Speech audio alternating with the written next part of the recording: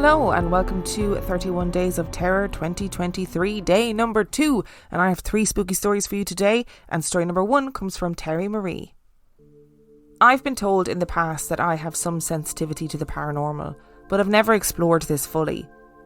I know that at times I have seen shadow people and have been able to sense happenings before they happen that almost feel like brain zaps, but these are stories for another time.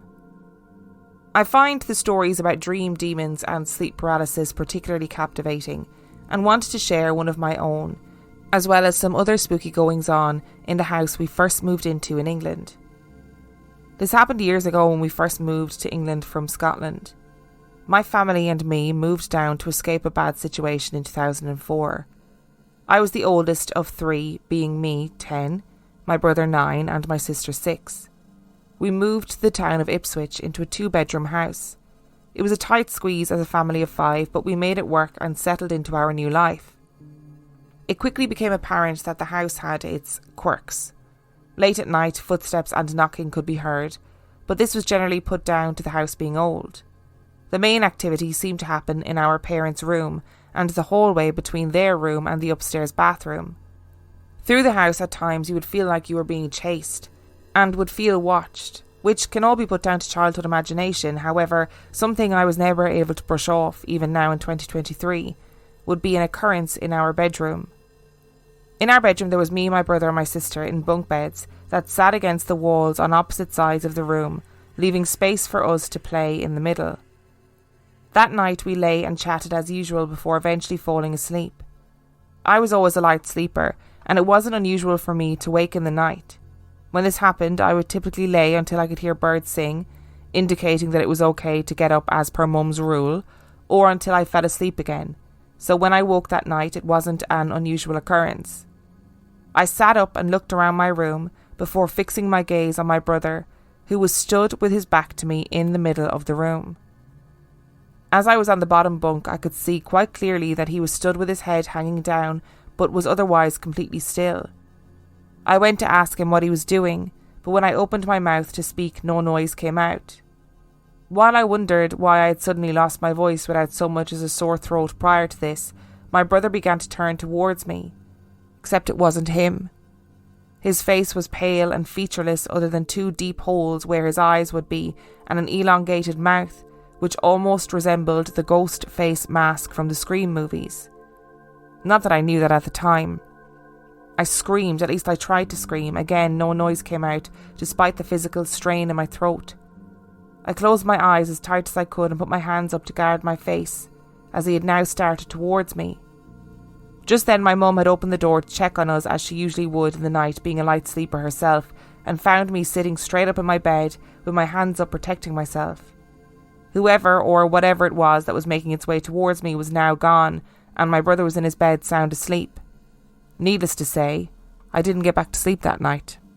Okay, Terry Marie, that description of your brother standing there with his back to you with his head down and then turning around with his no features, shadowy eyes and big long mouth terrified me.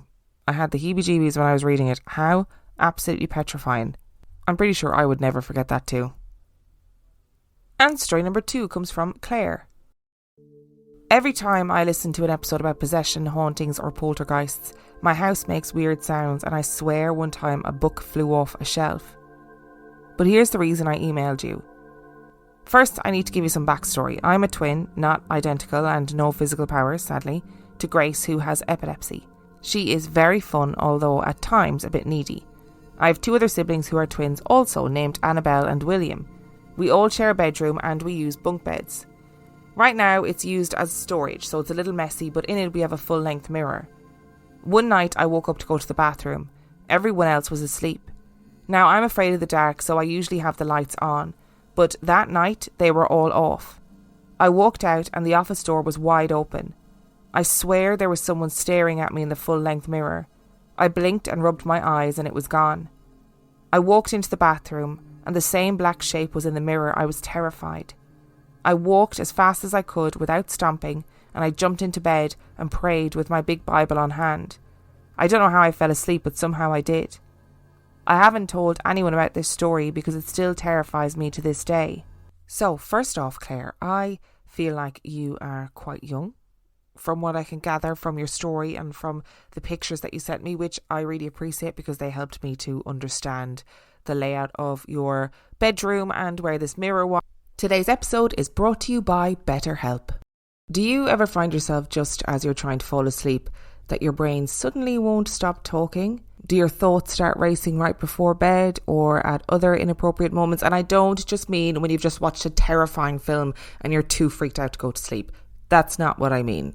And I have made it no secret that I am an anxious gal, and one of the times that anxiety creeps up on me is at nighttime. And I am a huge advocate of therapy, and it turns out that a great way to make those racing thoughts go away is just to talk them through. Therapy gives you a place to do that so you can get out of your negative thought cycles and find some mental and emotional peace. I've been in regular therapy on and off for a very long time, and let me tell you, it isn't just about major trauma. Therapy is such a good way to talk through how to set boundaries, to empower you, to talk through situations that might be causing you difficulties in the moment. Therapy is really just a good thing for personal growth. And if you're thinking of starting therapy, BetterHelp is entirely online. It's designed to be convenient, flexible and suited to your schedule. And I always say that therapy is a bit like dating. If you get matched with a therapist and it doesn't quite work out, you can shop around and find another one. And BetterHelp allows you to switch therapists anytime for no additional charge. Visit betterhelp.com/reallifeghoststories today to get 10% off your first month. So that's BetterHelp, HELP.com/reallifeghoststories. As where you saw this entity, so thank you. I wonder if you've spoken to any of your siblings about it. You know, if your younger siblings are maybe too young and it might freak them out, but maybe if you spoke to your twin sister and said, hey, I saw this thing. Have you ever seen anything like this in the house? Because it might be that they either have or they haven't. And either way, you could get some validation or some comfort about the whole thing. I always think as well that things that happen late at night when we get up to go for a wee in the middle of the night, not that they should be dismissed, but that sometimes your brain is still not fully awake when you get up to go for a wee, and some of our dream stuff lingers for a while. Again, not trying to dismiss it, just trying to make you feel a bit better about it so maybe you're not as freaked out. Always worthwhile speaking to your mum as well. If it comes to it and you're feeling really freaked out at night time, speak to your mum. And story number 3 comes from Andrew.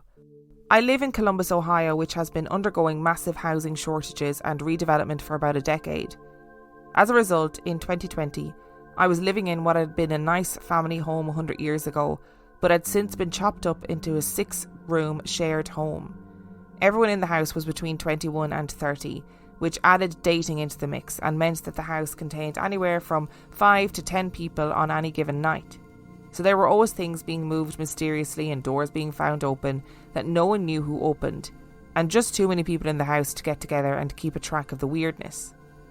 While I was living in this house, I was a bartender and single, with a thing for witches. The bartender part meant that I spent a lot of time alone in the bottom floor of the house in the middle of the night, often a little bit tipsy. The single part meant I spent a lot of my non-working time with witches. They were my type, and often had something going on at 2 or 3 in the morning when I would get off work. I was part of, the beneficiary of, and the target of a lot of rituals. I know I had a lot of women perform rituals, especially to try and help me, and I assume based on how casually I treated dating at the time, that I also received some curses as well. It was a good time. I hadn't been in the new house that long when I was making dinner for myself at 3 a.m, and I saw someone walk through the darkened living room from the stairs to the bathroom. I started talking to them about whatever was on my tipsy mind at the time and didn't get a response.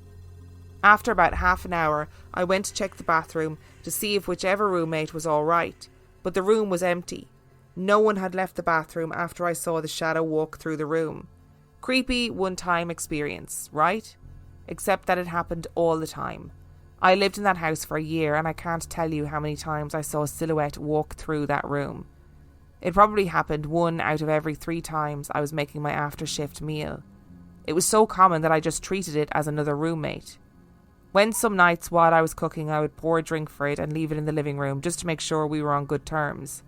I'm not sure if it was from the witches or one of the roommates or the old chopped up house, but it was a pretty chill shadow person. Andrew, those days of working as a bartender and coming home late and being on a totally opposite shift to everybody else. Oh, those are some serious vibes. And listen, maybe it wasn't the witches, you know what I mean?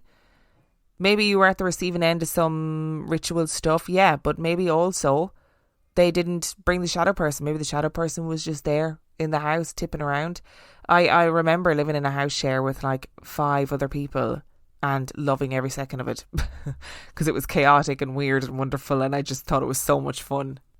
Serious question, are you still into witches? Are you still predominantly casually dating witches? I want to know. I'm curious.